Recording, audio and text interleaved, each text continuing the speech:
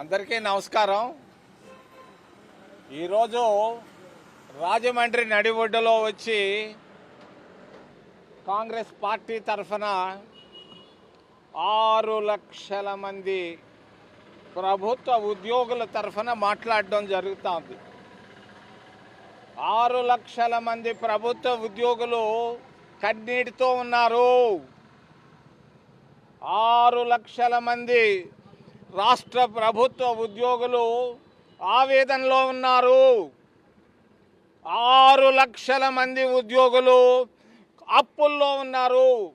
6 లక్షల మంది ఉద్యోగులు 3 రూపాయల వడ్డీకి అప్పులు తెచ్చి బిడ్డలను చదివించుకుంటున్నారు. ఈ పరిస్థితుల్లో రాష్ట్ర ప్రభుత్వం పిఆర్సీ వేయకుండా ఆలస్యం చేస్తూ ఉంది. 5 సంవత్సరాలకు ఒక్కసారి పిఆర్సీని వేయాలి. 8 సంవత్సరాలైనా పిఆర్సీ వేయకపోవడం దుర్మార్గం, అన్యాయం, అక్రమం. నేను రాష్ట్ర ముఖ్యమంత్రి చంద్రబాబు నాయుడు గారికి వినయంగా తెలియజేస్తున్నాను.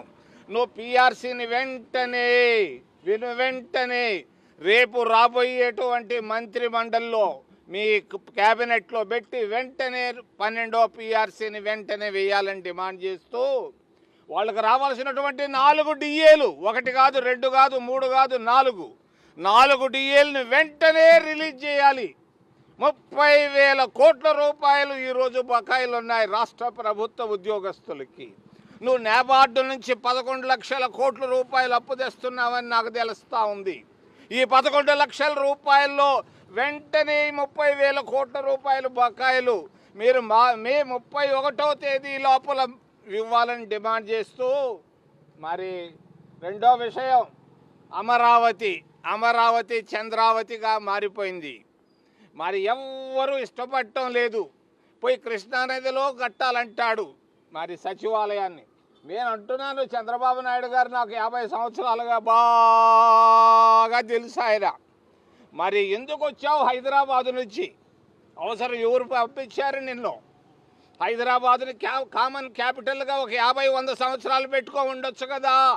ఎందుకు నువ్వు అక్కడి నుంచి ఇక్కడ బరికెత్తావు? జవాబు చెప్పాల్సిన అవసరం ఉంది. ఈరోజు 1000 కోట్లతో 1000 ఎకరాల్లో చాలు సచివాలయం కట్టేదానికి. 600 కోట్ల రూపాయలతో కేసీఆర్ కట్టాడు సచివాలయం తెలంగాణలో. నువ్వు 1,00,000 కోట్ల రూపాయలు ఎందుకు ఖర్చు పెడుతున్నావు చంద్రబాబు నాయుడు గారు అని నేను అడుగుతున్నా. దీనికి జవాబు తక్షణమే చెప్పాలని తెలియజేస్తూ, తమిళనాడులో మార్పు కోరుకున్నారు ప్రజలందరూ. 2 ప్రాంతీయ పార్టీలు డిఎంకే, ఏడీఎంకే ఉనికి కోల్పోయినాయి. ఆంధ్రప్రదేశ్ రాష్ట్రంలో కూడా అవినీతి బాగా పెరిగిపోయింది ప్రాంతీయ పార్టీల్లో. చంద్రబాబు నాయుడు దేంట్లో ఇరుక్కుంటాడో నాకు తెలియదు రాబోయే 2-3 సంవత్సరాల్లో. మరి ఖచ్చితంగా నువ్వు పేరుకి అభివృద్ధి అని చెప్తున్నావు, వెనక్కి వెళ్తా ఉంది ఆంధ్రప్రదేశ్ రాష్ట్రం.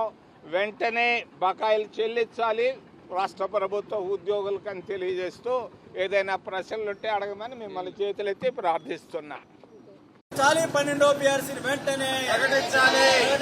12వ పిఆర్సీ బకాయిలు వెంటనే విడుదల చేయాలి. ప్రభుత్వ ఉద్యోగుల బకాయిలు వెంటనే విడుదల చేయాలి. ప్రభుత్వ ఉద్యోగుల బకాయిలు వెంటనే విడుదల చేయాలి.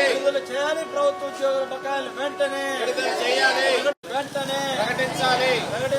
12వ పిఆర్సీని వెంటనే ప్రకటించాలి. విడుదల